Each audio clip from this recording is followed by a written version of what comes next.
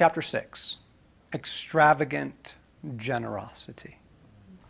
I'm sitting on the beach this evening, watching the swells roll in towards me.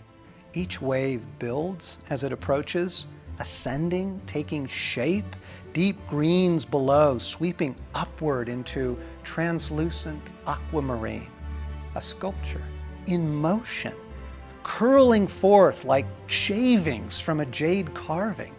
The sheer elegance is enough to take my breath away. The wave I'm fixed upon crashes to the sand like a work of art toppling from its pedestal. But before I can feel the loss, another is rushing to take its place, sweeping forward, upward, utterly mesmerizing beauty.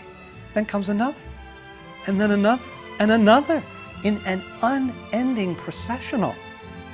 All things were made through him, comes to mind, and without him, nothing was made that has been made. What are the waves telling us about Jesus? An artist is revealed in the work that they create and in the abundance of the work they create. Think of the ocean. Picture it in your mind. Tonight, the breakers are thundering on the reef 100 yards out, and beyond that, open ocean. What does this tell us about Jesus? What words come to mind?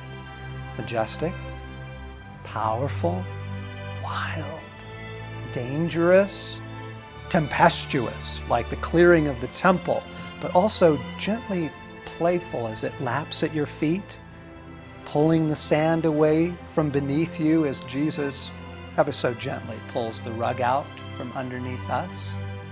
I look down, scattered at my feet lie 1,000 shells, delicate, intricate, the work of a jeweler, an artist with very small tools and exceptional eyesight.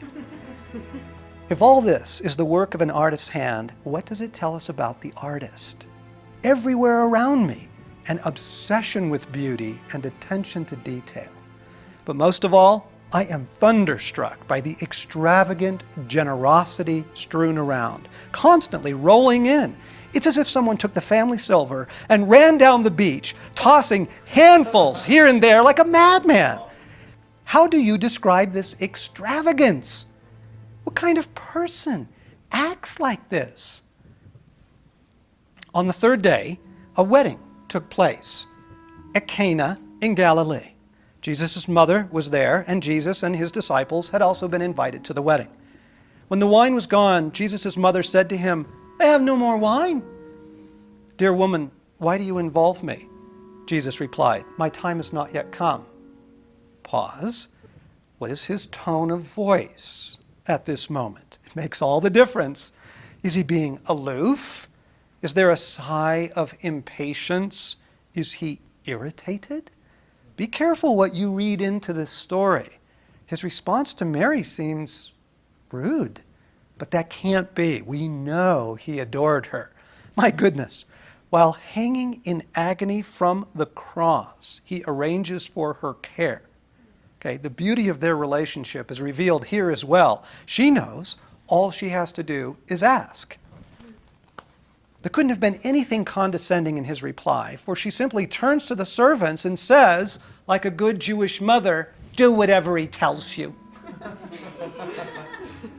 Nearby stood 6 stone water jars, the kind used by the Jews for ceremonial washing, each holding from 20 to 30 gallons. Jesus said to the servants, "Fill the jars with water." So they filled them to the brim. And then he told them, "Now draw some out and take it to the master of the banquet." They did so, and the master of the banquet tasted the water that had been turned into wine. He did not realize where it had come from, though the servants who had drawn the water knew. Then he called the bridegroom aside and said, "Everyone brings out the choice wine first, and then the cheaper wine after the guests have had too much to drink. But you have saved the best till now." This, the first of his miraculous signs, Jesus performed at Cana in Galilee. He thus revealed his glory, and his disciples put their faith in him. 6 stone jars, holding up to 30 gallons each. That would be about 180 gallons. John makes a point of saying that the jars were filled to the brim. 180 gallons equals 682 liters. That would be 908 bottles of wine. I know. It's almost too much to believe. It seems too extravagant. But the scripture makes a point of telling us exactly how many urns there were, how much they held, and even pushes the point that they were filled to the brim. Apparently, the quantity Jesus produced is important to the story. And I'm certainly not going to begrudge Jesus the right to be generous. But watch this. If you want proof of the current religious spirit, its ugly nature, watch how folks freak out over this, okay? Websites will crop up. Theologians will step forward to argue the amount, right? Look, I didn't do the miracle. I just did the math, okay? John says he thus revealed his glory. What is it exactly that Jesus thus revealed? I mean, certainly his power over creation, but there's something else here, something beautiful. Jesus did not provide cheap wine, as the maitre d' expected, given the lateness of the hour, nor did he make a statement by substituting grape juice. He didn't give them just a little wine, say a dozen bottles to wrap up the evening with one last toast. Jesus does it lavishly, to the tune of 908 bottles. Here is the same stunning generosity we see pouring forth in creation. Oh, the beauty of Jesus. The text declares he hadn't planned on revealing himself at this time. Might this help us with our own prayer life? Ask and you shall receive, seek and you shall find, knock, the door will be opened. Jesus would not have urged us to pray if he were unapproachable. Now, bailing the groom out of an embarrassing situation wasn't Jesus' intention. My time has not yet come. But he does it anyways, without a hint of grudgingly. 180 gallons of top-grade hooch. Late into the reception, the crowd has already emptied the cupboards. What is it, close to midnight at this point?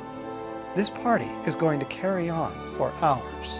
What joy, what gladness, how celebratory.